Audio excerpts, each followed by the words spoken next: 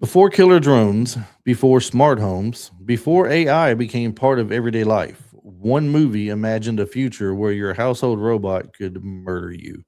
It had Tom Selleck in it playing a futuristic cop. Gene Simmons is one of the creepiest villains of the 80s.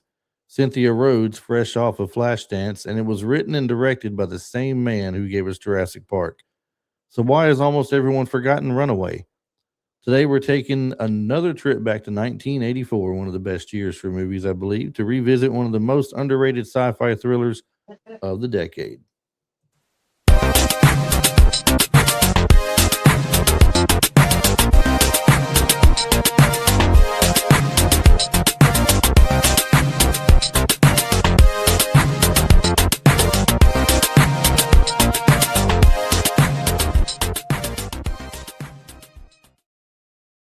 Welcome back to Retro Life for you, everybody. We are your most gracious hosts, Chris and Marty, and today we're diving into one of the most forgotten gems from the 80s as far as sci fi movies go that deserves another look for you by far.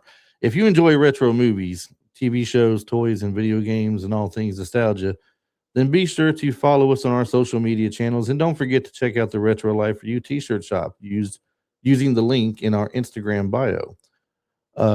Also on Facebook, YouTube, and TikTok. We've got shirts inspired by the 80s and 90s. There'll be some more things added, eventually, like some humorous things like dad jokes or just funny phrases. Just some fun t shirts in general. But the biggest thing we'll have are retro inspired shirts from the 80s and 90s that are pretty fun. I actually have one on today for those who are looking at YouTube channel. Check this one out. Powered by 80s movies. It's a fun shirt, I think. And I know Mr. Martin over there has got one of his own. He don't have it on right now, but yeah, I don't have it on, but he always stay retro shirt. Mine always it says on the back, always stay retro. That's right. So cool shirts. I think you'll like them. Take a look at the link from our Instagram bio. And Marty, let's just jump right on into Runaway here. Why don't we? Now you said you like me, you watched this today, right? Yeah, a couple hours ago. How long's it been since you've seen it before? Well, the last time I should say. Man, long time. At least it's been a while. 25, 30 years. It's been a good while. I don't know if it's been 25 or 30 years from me, but it's been a good while. Mm-hmm. But sure. I mean, the thing is, the movie. Watching it today, it stands the test of time. Yeah, it definitely holds up. To tell you the truth, like some of the stuff that was used in the movie, like literally, like you see people using it nowadays. Like their intercom system that Tom Selleck and his partner were using. They look like Bluetooth. Right. So, another one of those situations where they say movies prepared us for the future, right? Exactly. Yeah, that's pretty cool.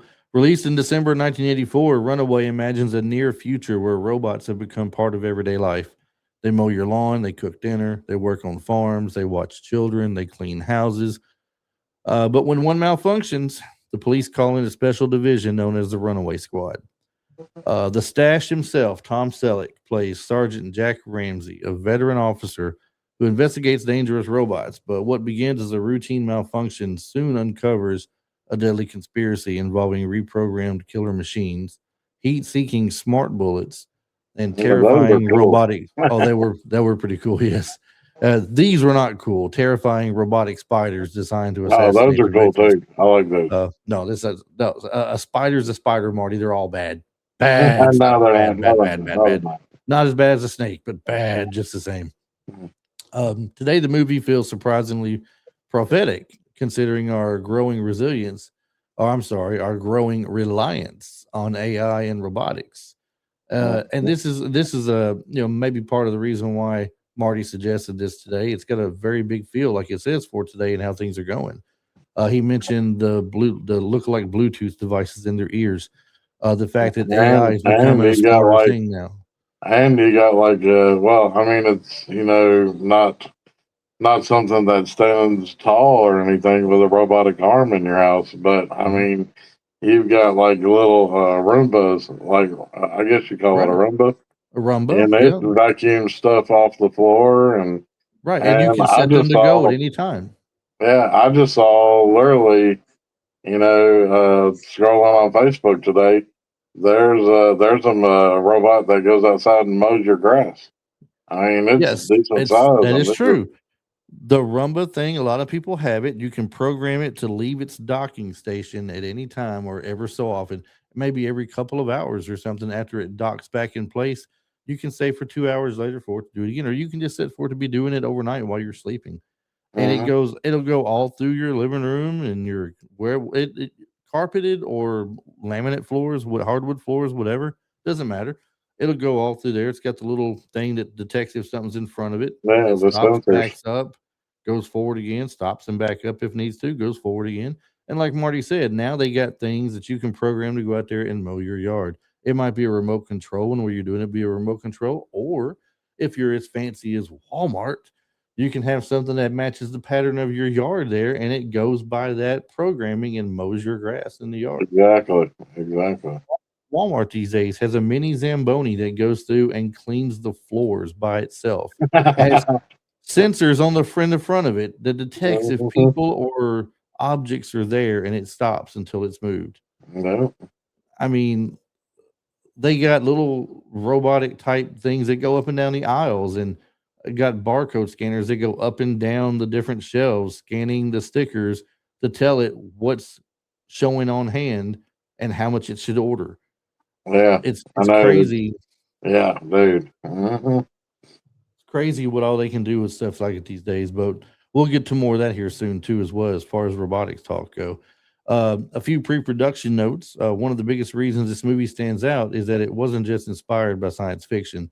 It was written and directed by Michael Crichton. And long before creating Jurassic Park, Crichton had already explored technology running wild in projects like Westworld. He intentionally keeps the setting vague, or and saying he imagined the story taking place only about a year into the future from the audience's perspective. He wanted the technology to feel believable rather than far fetched. The movie was filmed primarily in Vancouver, standing in for futuristic Los Angeles. Says another unique decision. Legendary composer Jerry Goldsmith created one of his first completely electronic film scores, helping give the movie a cold technological atmosphere. Now, good news is it's a great movie. You got a good cast. Oh yeah, yeah, Good cast. The effects were good. It's a fun sci-fi thriller. At the time when you're watching it and you're thinking, man, heat-seeking bullets, heat-seeking that, smart well, bullets. yeah, heat-seeking smart bullets because when he cracked that missile, it was basically a small missile and cracked it open. It Hmm. had a chip inside of it that would literally you could program it for whoever that it like name or whatever. It knew exactly who it was going after. But it Right. was like, but at one point when it was just fired from the gun, it was just literally just on a heat seeking. So Right. because And the way they described it, everybody has their own unique heat signature. yeah, You can exactly. program it as a tech, realistically, a bullet with your name on it. Hmm. So, if you've heard the saying before, Yeah, the unfortunate thing for it is Runaway it just had terrible timing. It had budgeted $8 million and it only got about 6.8 million of it back at the box office. So instead of but becoming the next but great like we've always mentioned, it always does better on VHS when it finally comes out. and I'm sure it did. Well, and but here's the reason why it didn't do better at the box office. Completely overshadowed by the Terminator, Star Trek 3, The Search for Spock, and 2010, the year we made contact. Yeah, 1984 was simply overloaded with science fiction films, and audiences largely overlooked Runaway. This is what I was saying earlier. 1984 was a great year for movies. hmm You know, Yeah, right. I think there was a stretch, Marty, 84, 85, 86. You could pick any one of those Yeah, years yeah, and say yeah. that Those some of the 3 best years, movies. those were the blockbuster years. So Great stuff. And like you said, VHS success. Although the theaters weren't kind, video rental stores certainly were. Runaway found a much larger audience once it reached VHS during the height of the rental boom. For many 80s kids, this wasn't discovered in theaters. It was discovered sitting on the shelves of a local video store beside movies like Terminator, Robocop, and Short Circuit. Its frequent cable TV airings throughout the 80s and early 90s also helped build a loyal cult following. While there are no comprehensive public rental revenue figures, the film developed a much stronger reputation in the home video era than it had during its theatrical release. So, like you said, Marty, like most of the things in that time frame, um, everything took a life of its own when it hit rental. It's not just certain movies that they say become cult classics or anything. It's practically every movie that comes out reaches a new life once it hits VHS. It could have been a blockbuster at the theater and take off when it hit yeah, VHS because now it's available to rent. and and I think that's how a lot of your blockbuster movies, like Terminator, you know, like you mentioned, it was Terminator, Star Trek 3: The Search for Spock. When those finally did hit VHS, and people just didn't go and rent it; they actually went out and bought it to Right. add to their VHS collection. Right. Because I know, me and my dad in particular, we collected all the Star Trek movies when they hit VHS, and from what I remember, we had the first two Terminator movies on VHS also. So Yeah. I believe you went beyond VHS with those Star Trek things, though, did you not? yes, I got all the Star Trek movies on Blu-ray. I got a I got a whole box set. So Yes, but we can go before Blu-ray. We can go before VHS with you. I do believe y'all had Betamax too, didn't you? yeah, we had Some of the them, at least. Betamax and the digital record player. So Are you talking about the laser disc, or are you talking yeah, about the laser disc. or are you Yeah, talking about the video disc players? the video disc players. That's what they Okay, were. yeah, yeah. I mean, Giant DVDs, as we like to refer to pretty nowadays. much. I know y'all were huge fans of Star Trek, so well, let's jump on the cast for a few minutes because this had a great cast, like I mentioned, and star of the movie, as I mentioned, the Stash himself, Tom Selleck. The Magnum. The Magnum. He's already one of the biggest TV stars at that time, thanks to Magnum PI. But he was also a fairly big star in general. Not only over the years did he do Magnum PI, he did Three Men and a Baby, Quigley Down Under. He had several westerns based on, I think the family were called the Sacketts. Mhm. Um, that might be the one where him and what was his name? Oh, Sam Elliott. Sam Elliott. They were like brothers come back from the Civil War Yes, fighting yes, on yes, opposite yes. sides. Hmm. Come back to find their family had been um, well taken. Some of their family had been taken, and they had to go get them back. He was the police commissioner for years on Blue Bloods. He Yeah, was rich. He was Richard on Friends. I mean, the man has been everywhere. You know that and is. I don't know if it ever if he ever played like Teddy Roosevelt in a movie, Uh-huh. but I tell you what, that cat he could he could be Teddy Roosevelt's long lost brother. He could, he could probably pull it off, don't you think? Now, I mean, I know he could pull it off. And yeah. with that stash that just covers up the upper lip, I mean that's Teddy Roosevelt all day long. So He had one more popular thing before I forget it. It was the detective Jesse Stone. They had a series of movies, I believe, TV movies mhm. that was called Jesse Stone, and then had maybe the title of whatever the Jesse Stone case he was on or something. Also, one of my favorite sports movies, Mr. Baseball, where Yes, that was a good. Yeah, he gets sent to, was it China to play in Japan. their league? No, Japan. he was sent over to Japan. That's it. He sent to Japan to play in their league. It's Yep. crazy, isn't it? It's funny. But he's been in so many great things over the years. He's a great actor, fun to watch. But I think, and this is gonna be blasphemy to some people, I guess, especially retro fans. Um, and I might take a little heat for this, but I'm gonna stand by it. Blue Bloods over Magnum PI. I love Blue Bloods. I'm still a Magnum fan, but I will admit, I will say this too: Blue Bloods over Magnum. So Blue Bloods is it's just a great show, great cast, great show. I mean, his role in Blue Bloods was just amazing. So yes, very much so. The villain in this movie. Now, I will say this before we just go ahead and put the name out there. I am a huge fan of this man's band he was in from the 70s and the 80s and 90s, the 2000s, the 2010s. And if you watched up until a couple of years ago in the early 2020s, they were doing their retirement tour again. Yeah, there's seventh time.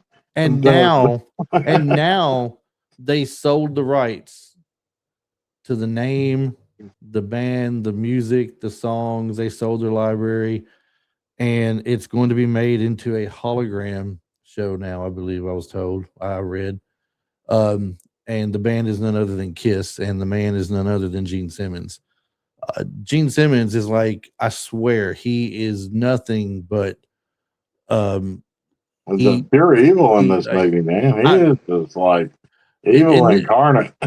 In this movie, yes. I mean, he just has the look. Now, and this look came from just after he had cut his hair from having longer hair where it stood up on top of his head when he was under the face paint in the band under the demon character. Remember, he had the long hair and it stood up. He would get like a hair tie and pull up the top of his head. Yeah, the bun before the bun was popular. Right, so, some kind of a bun looking deal. Exactly. I was laughing about this the other day thinking about it. What you said, the bun before the bun was cool. And I don't even think it's cool now, but people do it though. If you got a man bun, don't talk to me. I'm just gonna laugh at you. I'm sorry. Each their own, guys. I know I ain't got no hair, so I got nothing to talk about. But I'm just saying it looks goofy. Stop it. But yeah, the look on his face, just that solid look. I mean, it just looks evil. Yeah. He just looks like, and if he smiles, he looks like he's up to no good. And dude, evil mind. Even when he looked like he was happy in the movie, he just looked like he was pure evil. So yes. I mean, it's really freaky. And as we said, most fans know him as the bassist for Kiss. Runaway was his first major feature film acting role. He later appeared in movies like Wanted Dead or Alive with Rutger Hauer, Never Too Young to Die with John Stamos. Actually, that was his first major film, like I said, but not his first film. The first film was Kiss Meets the Phantom of the Park. So that was the one that everybody liked. Oh, I say everybody liked. I don't know. I liked it when I was a kid. But when I went back and watched it, look, they released Kiss Meets the Phantom of the Park on VHS, right? Oh, no. Do you remember when they released it on VHS? After all those years, it was finally being released. And I was super excited, right? I think it was released around 87. No. I was in high school. I think it was even later than that. It was. I was in high school. So it may have been around 80, somewhere between 89 and 89, 90. Yeah. Yeah. Released on VHS. And I went and I snatched it up real quick, right? And I took it home all excited. I tore the plastic off of it and I put it in and I watched it. And within 10 minutes, I was already shaking my head going, I watched this when it was on TV. I watched this. This is garbage. This is terrible. The music was cool, but the acting was not. That's all. That's all that was cool. I know everything is there. And now the movie, this movie we're doing now, Runaway, um, during the time when he was recording this, Kiss was starting to have some trouble, some turmoil within the band. Gene was putting more time and effort into his projects like this, wanting to get into Hollywood. Ace Frehley had drinking issues. Peter Criss had anything from, um, uh, I don't know, drinking and drugs to not having a lot of faith in himself or something as a drummer or something. They just went and come to find out, I didn't know this over the years, so I read books recently about from some of them. Peter Criss was not even a really great drummer at the time. He didn't know how to do what a lot of the others do. They had to slow down for him and teach him in segments each song. He had to memorize how it went. That's how he played it, by memory, not because he could read the music or nothing. It's crazy. That's But crazy. Gene Simmons went on to do more, like I said, Wanted Dead or Alive and things like that, but at almost an expense of killing the band in the process. But for Kiss fans, luckily he did not. It didn't go that route, and he later on got back in gear for the music. Yeah. And then, and without no face paint. Yeah. Right. They eventually took the makeup off. For those of you who don't know Kiss, then you hear me say makeup. It's like a kabuki style makeup that you'd wear in kabuki theaters and such. White face paint with black around your eyes, maybe black and silver, a little red sometimes or something. But the kabuki theater look, kind of face paint and everything. And they had great stage shows and such, but that's neither here nor there. That's not Runaway. So, but best bad guy in the early '80s, I think, for me. Like his two best bad guy roles would have to be Runaway and Wanted Dead or Alive. Yes. I mean, like, dude, it's just so super creepy. Right. I mean, it's like, and I want to say for a fact that I literally did not see him blink once. At the end of the movie? Runaway. He did not blink. Not one time. You know what? Come to think of it, I see what you're saying. I mean, I just watched it. I just got done before we started recording this show. And I remember especially at the end of it, when you think he might be dead, he's just laying there, eyes open. And Selleck's just staring at him. And he goes over to check a pulse on his neck. Yeah. And he's still eyes just looking wide open. And then all of a sudden you get the usual iconic. Yeah, the bad guy, one last scream or something, right? That's crazy. Cynthia Rhodes played Tom Selleck's partner, Karen Thompson. She was his new partner in the movie. She is also known for Flashdance, Dirty Dancing, and Staying Alive. Dirty Dancing, she was the partner to Patrick Swayze's character until I guess she had gotten pregnant or something. I believe it was at that camp. And so, those of you who watched Dirty Dancing know what happened from there. You don't put baby in a corner. That's all I'm going to say. Yeah, exactly. Don't put baby in a corner. And then, of course, all these with her were dancing movies. Staying Alive, Flashdance, Dirty Dancing. I think this is the first movie I remember seeing her in where she did not have to dance in some way. Yeah. Cynthia Rhodes. Now, are you familiar with Cynthia Rhodes as a person? Kinda. I mean, I remember her roles in those movies that you just mentioned, but not as a person, like without being in movies. I mean, I don't know what she does nowadays.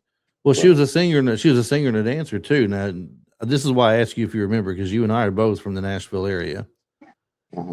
She began her career as a singer and a dancer at Nashville's Opryland, USA. Oh, really? Before moving into film, her breakthrough came through dance-oriented productions that also expanded into dramatic acting, like the leading role opposite Tom Selleck in Runaway. And then she was briefly a lead vocalist in the band Animotion. You remember them? Yeah, actually, yeah, I do. Yeah, that was her in there with that. Interesting. Yeah, crazy, isn't it? She married singer-songwriter Richard Marx in 1989. Then had 3 children and largely retired from the entertainment industry to focus on family life. They divorced in 2014 after 25 years of marriage. And I think she tried a brief comeback career on the screen, but I don't think it really worked out for her too well. So, Kirstie Alley, she was the girlfriend to Gene Simmons' character, his bad guy character, which was kind of crazy, wasn't it? Yeah, that she would be with him. So. She delivered one of her earliest memorable film performances, I would say for sure. And wasn't this like right after her like being in Star Trek 2? I don't know what year did Star Trek 2 come out, because this was in 84. Well, if you remember, you just said Star Trek 3, The Search for Spock, was 84. Okay, so yes, you're right. You're right. So she would have had to have been in that first. So. Yes, I'm looking at it right here. The Wrath of Khan, 1982. She was Lieutenant Saavik. Yeah. And then in Cheers in 1987, she played Rebecca Howe. She was also in Look Who's Talking. Look Who's Talking to Veronica's Closet, another TV series, I believe. She was a teacher in the movie Summer School with Mark Harmon,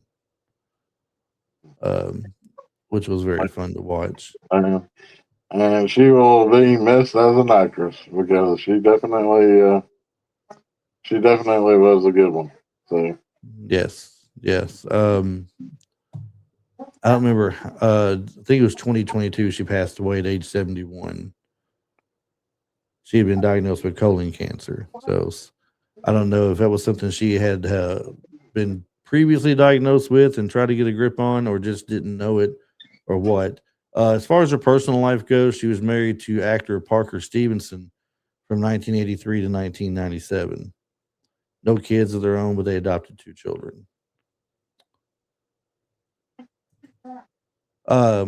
Stan Shaw. Let's see. Stan Shaw played Marvin. That was the partner, one of the partners on the force there with Tom Selleck. He was the guy working with the little smart missile thing, the smart bullet. Yeah, he was one of the 3 that was in the runaway squad.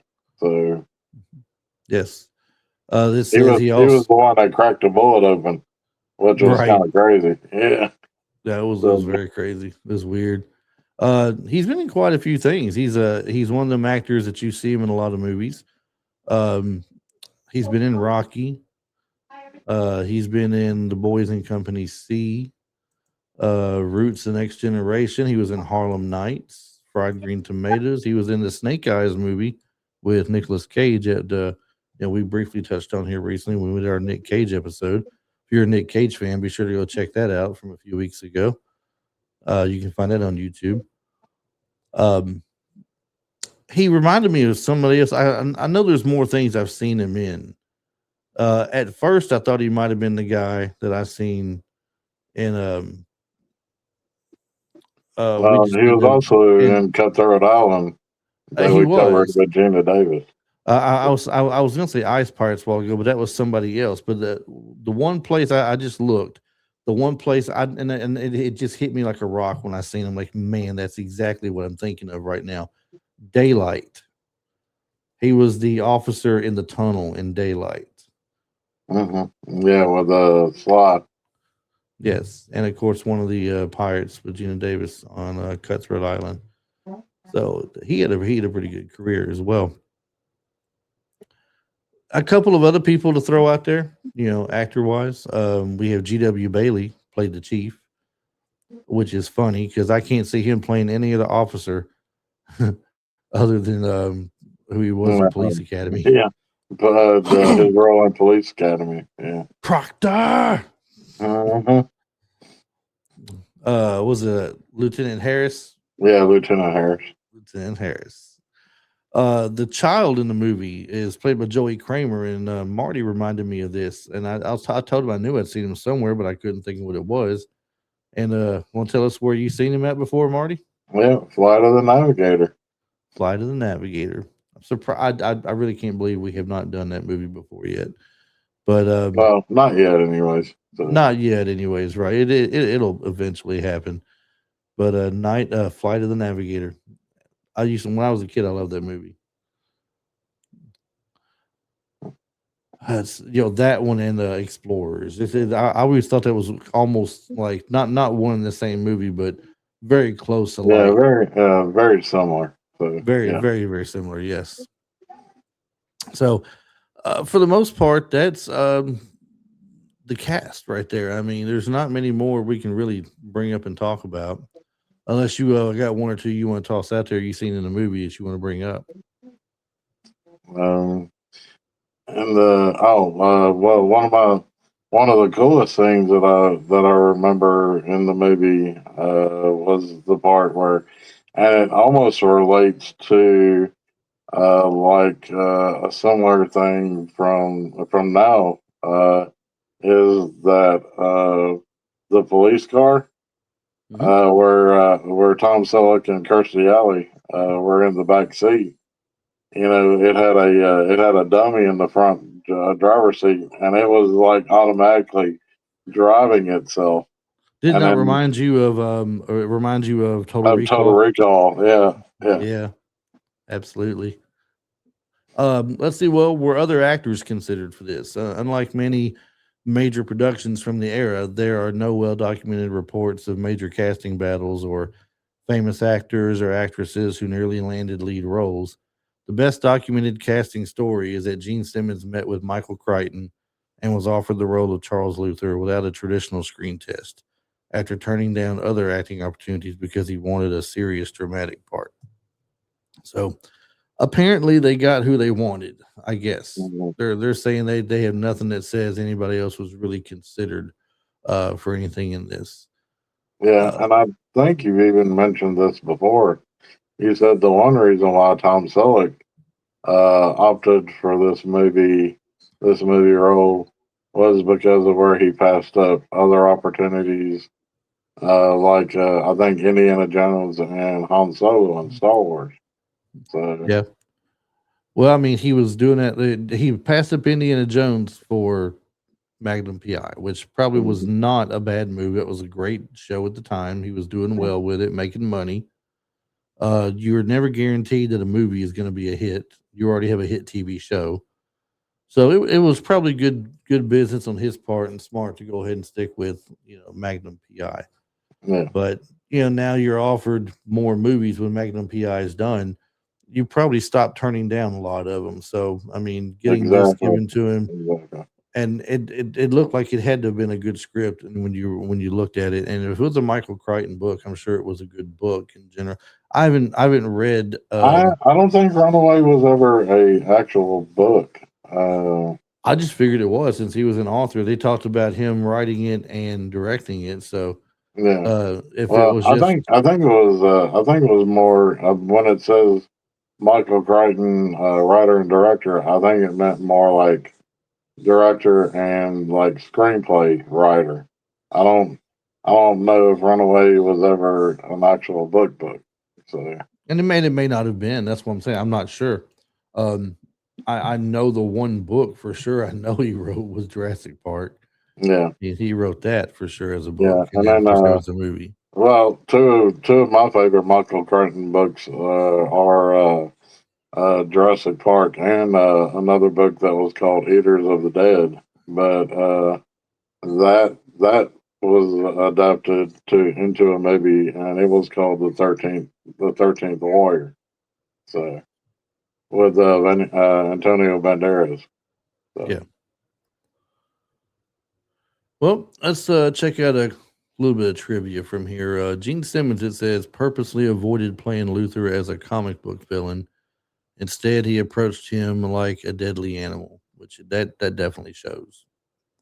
The look, like I said, the look on his face the whole time. Exactly that, He just looked like man. pure evil. Just that look of where he had his head down and just looking back up, yeah, with the piercing eyes, and then just that dead emotion on his face. It was like creepy. Right.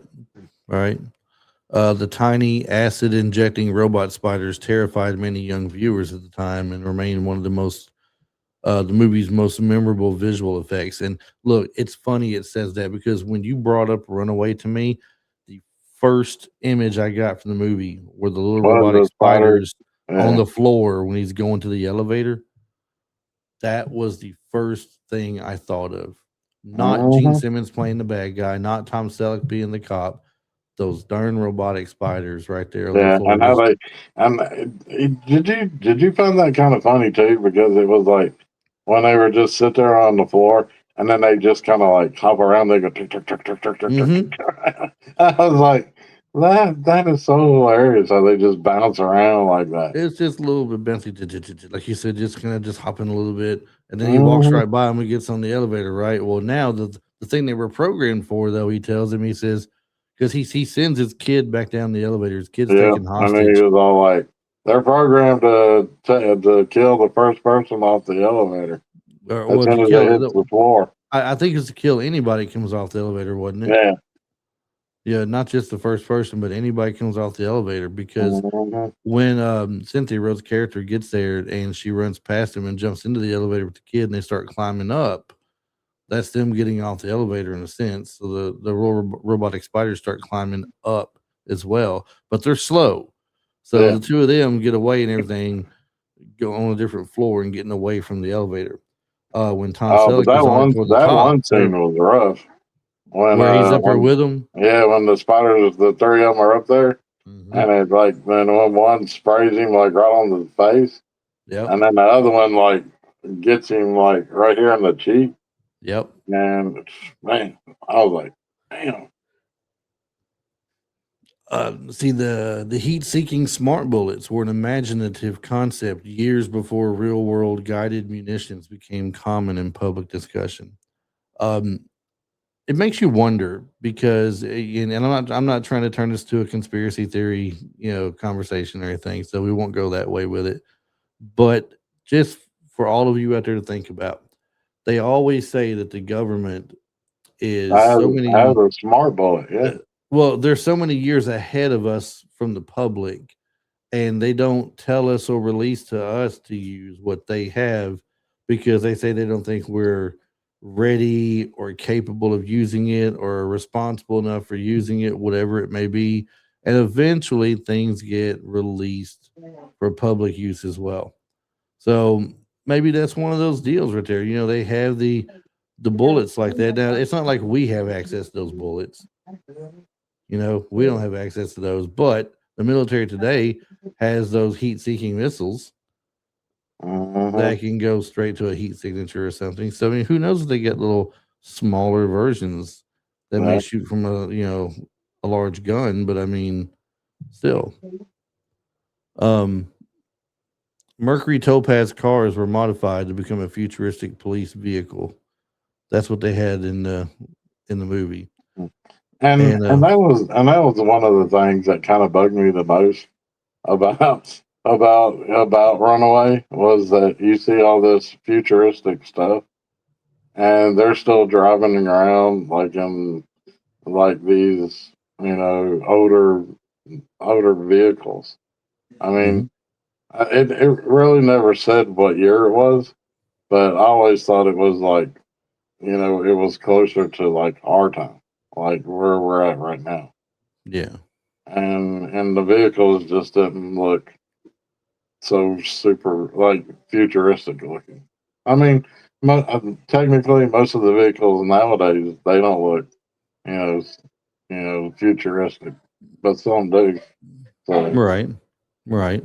yeah, Jerry Goldsmith's electronic soundtrack was a major departure from his usual orchestral work. And I can't, I'm not familiar with Jerry Goldsmith, so I don't know exactly what he did without taking a moment to look him up. But I think he was someone big at the time they had for that. Looking back today, the movie predicted household robots, AI assistants, automated farming, smart surveillance, connected homes decades before many of those technologies became a reality. And maybe I'm not gonna say that there's not heavy use of automated farming right now. There are some things that go out there and can just drive the pattern and do certain yeah, things. But I mean, AI assistants, Chat GPT. Yeah, exactly. Chat And GPT, the super cool. There's a number of AI assistant deals that you can use. one of my 3D print programs that I'm looking into right now. Yeah, Meshy 6 right. uses a type of almost like Chat GPT for scene direction. And So they talk about smart surveillance. So I mean, we got smart surveillance. What if it's a small camera inside of an ink pen sitting inside your pocket? What if it is sunglasses with the camera on the sunglasses that you're wearing? yeah. So many different things you could put. Like the nanny cams they've had where they put a teddy bear, a nanny cam, and a teddy bear that through the belly button of the teddy bear is the camera eye, Mm-hmm. and it's filming the entire room, what's going on, in case you have a nanny that you think might be abusing one of your kids that she's watching or something. All those technologies become a reality that they were talking about in today's age and going forward, even more better going forward. Self driving cars. Don't forget We about those. we have the self driving Right? cars in the We sense, have yes. I self mean, driving cars I will like in not drive. Runaway. I'll not be in one, but they'll. Yeah, I don't trust anything I'm not driving. So I unless don't I'm trust riding, anything that I ain't driving either. unless I'm riding with somebody else who is actually driving the car. I mean, Mhm. Um, so look at a few questions here. Talk about this in a sense. Do you think Runaway truly is an underrated 80s sci-fi classic, or do you think it's just it's from 1984? I mean, we're in 2026 now. There's not many people talking about all the sci-fi classic movies from 1984. I mean, if we're sitting around talking and I'm bringing, oh hey, do you remember Runaway? You're probably gonna be like, yeah, I remember Runaway. That was great. Tom Selleck, Gene Simmons, blah blah blah. But is it really and truly underrated? You think? I do. I believe it is an underrated science fiction movie because the stuff that you see in that movie now, you actually see today. So I mean, maybe not the heat seeking projectile that has your name on it, Mhm. but I mean, you never know what the government's got hidden in top secret laboratories, that we don't know about. You don't. But but I mean, it's really cool to actually see, a movie that shows you a type of a future Mhm. that we could literally actually be living like today, like right now.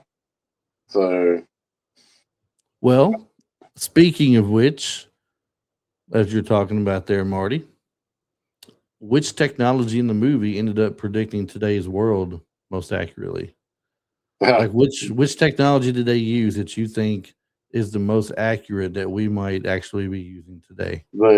the the actual robots that are like running around in our houses and our farms I and mean, our over office here, but buildings and over here in the United States, we don't really have much of that. We have those little Rumba machines we mentioned, oh, but but dude, like other places like like in Japan and Asia, yeah, China right. That's and what I say. In Asia, they have them. Asia, I mean, a lot of stuff is like automated. Like there are no workers in any kind of factories. I mean, everything is being put together by machines.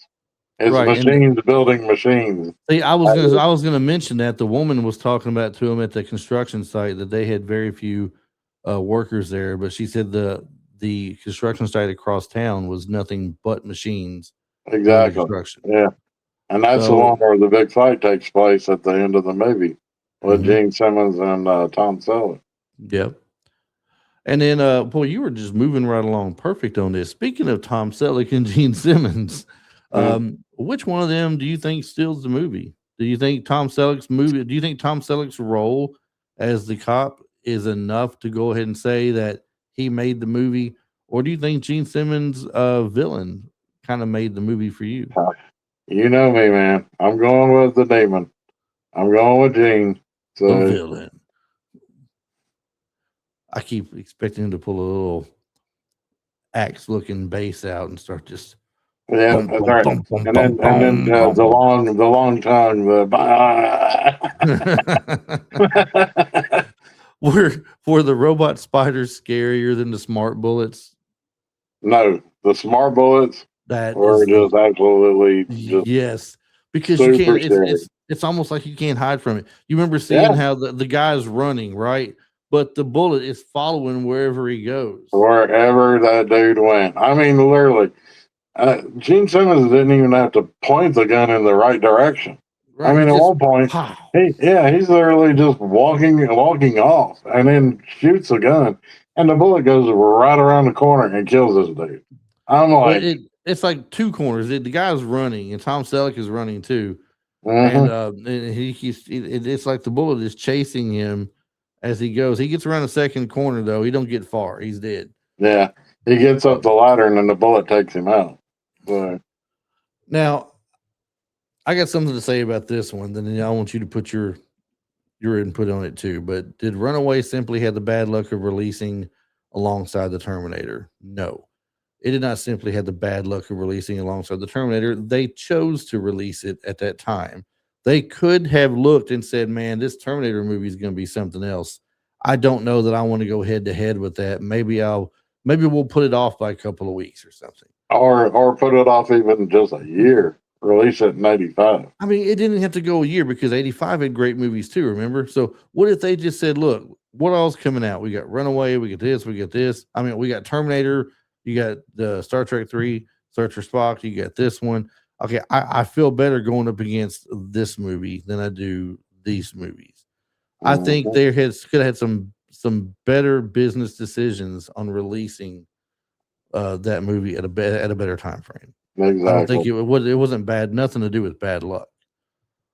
Yeah, Um, it was just bad timing. so there's a difference in this movie and the ones I'm about to mention to you, but the posed question is how do you think this movie compares to other 80s robot films like RoboCop, Short Circuit, and Terminator? Well, RoboCop, Short Circuit, and Terminator have actual robots that it focuses on. Yeah. This does not. I This is a mean, movie where you got robots in it, but I it mean, kind it's of not does. as It's much got, like you said, it's got robots in it, but it don't.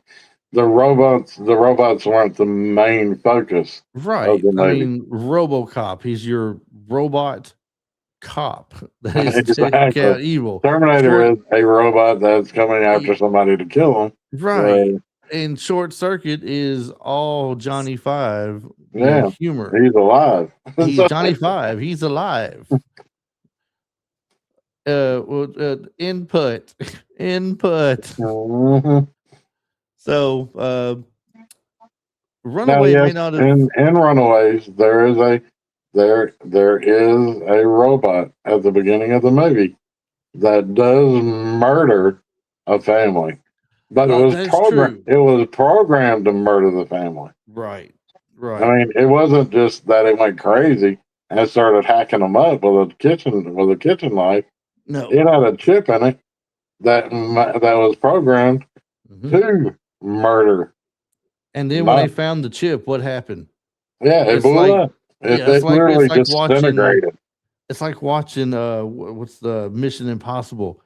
This will self destruct in 5 Yeah, seconds. this will self-destruct in 5 seconds. Now that you've seen it, 5, 4, 3, 2. Mhm. Runaway may not have been. Well, it may not have become the blockbuster that TriStar Pictures had hoped for, but nearly 40 years later, it's fascinating to watch still and watch how many of Michael Crichton's technological predictions feel surprisingly close to reality. Yes, some of the effects are dated, some dialogue screams 1984, but the central idea that our dependence on technology could become dangerous has arguably become more relevant than ever. And it's not just this movie that talks about that. iRobot mentions it, Yeah. and a few other particular movies as well. But so if you've never seen it, it's definitely worth adding to your retro movie watch list. We really think that you will enjoy it. Um, Marty, do you have anything else about the movie that you want to bring up before I start closing this thing out today? Mhm. Well, I want to say probably there was like a few favorite scenes that I had in this movie, like the towards the end of the movie, like where like the big fight scene between Gene Simmons' character and Tom Selleck, and then the whole big surprise ending when the villain finally, how scary Scream always says the villain pops up again, Yeah. and so that whole those scenes are really cool. But one of my favorite scenes was the scene where Kirstie Alley, Tom Selleck are in the automated car, and so Tom Selleck's partner's over in the other car, and they're riding side by side, and then basically Gene Simmons has got these little robots that he's putting out the bottom of the vehicle, and they're literally zooming up the highway as like little smart bombs.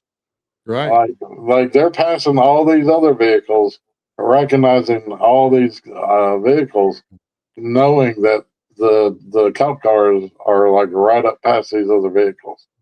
Well, you That remember what was really, really cool. and you remember what it is. It's her purse. There was something in her purse. That Oh, was that's the right. All the last bugs that she had on her. that was the last tracking bug she had on her right there. Yeah, was in her purse. Yeah. Yeah. I can't say I can't say that I have a true favorite scene in it. It was just a solid movie for me, a good movie. So it's not like there's a scene that just stands out that took the movie, to another level for me. But it was a fun movie for me to watch, and I really liked it. Yeah. I can definitely say that. So, I guess we're going to start wrapping things up then. If you enjoyed today's episode, don't forget to subscribe to us. Leave us a 5-star review and share this episode with a fellow fan of forgotten 80s sci-fi movies. Follow Retro Life for You on social media. And be sure to check out our retro inspired t shirt shop through the Instagram bio link, which you can find us on Instagram at Retro Life, the number 4, and YOU. For exclusive designs celebrating the movies and TV shows we all grew up with. No TV show designs just yet, but that will be coming up. That's probably in the next line that I'm working on putting out there. Right now, there's about somewhere between 25 and 30 T-shirts, and about 27 of them are movie references, and 3 of them are more like podcast unique, like this one says "Powered by 80s Movies." There's one that says, I believe it says, "Be kind, please rewind," like an 80s reference. And then, of course, there is one that's got our small logo on the front around the area where a pocket might be. And on the back, it's got our main logo and stuff, which means you're supporting the podcast to people. People are looking at us out there. So definitely get that. Until next time, keep those VHS memories alive.